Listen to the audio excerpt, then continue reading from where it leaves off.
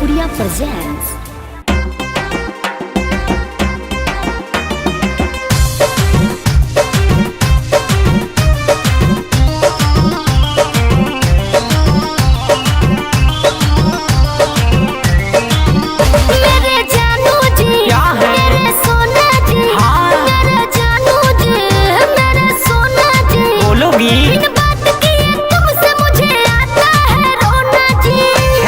ऐसी बात है। हाँ जी, मेरे जानू जी, मेरे सोना जी, बिन बात किए तुमसे मुझे आता है रोना जी।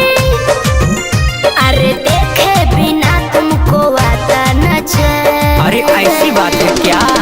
By bye miss good night, see you again. फिर मिलेंगे तेरे मेरे नैन। Bye bye miss good night, see you again. कल फिर मिलेंगे तेरे मेरे नैन। ओके बाबू।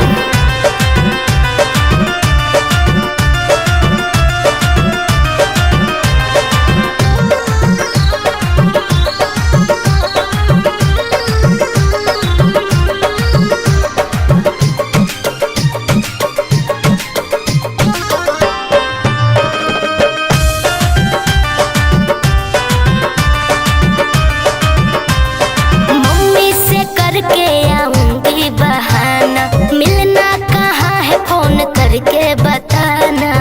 अच्छा सुनो, बोलिए। पर साइलेंट फोन भूल तुम न जाना, घर के बगल वाले गार्डन में आना। सीट बड़े लवली हो, यू आर यू मैन। ओह सुनो क्या? Bye bye miss good night, see you again. अच्छा। कल फिर मिलेंगे तेरे मेरे नैन। अच्छा। Bye bye miss good night, see you again. कल फिर मिलेंगे तेरे मेरे नैन। ओके जानू।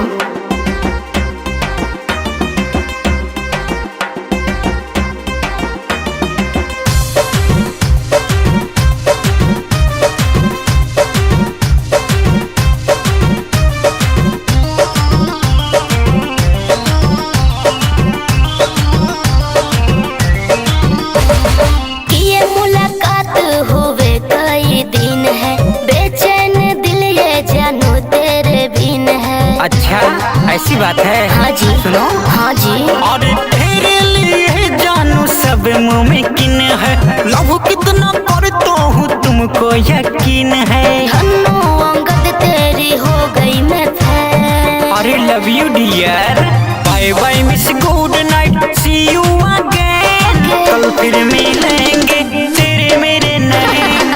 By bye miss good night, see you again. कल फिर मिलेंगे तेरे मेरे नैन। अच्छा ठीक है जानू। अरे तो गोल्डी सर बॉबी सर को साथ में लेके आएंगे। अच्छा।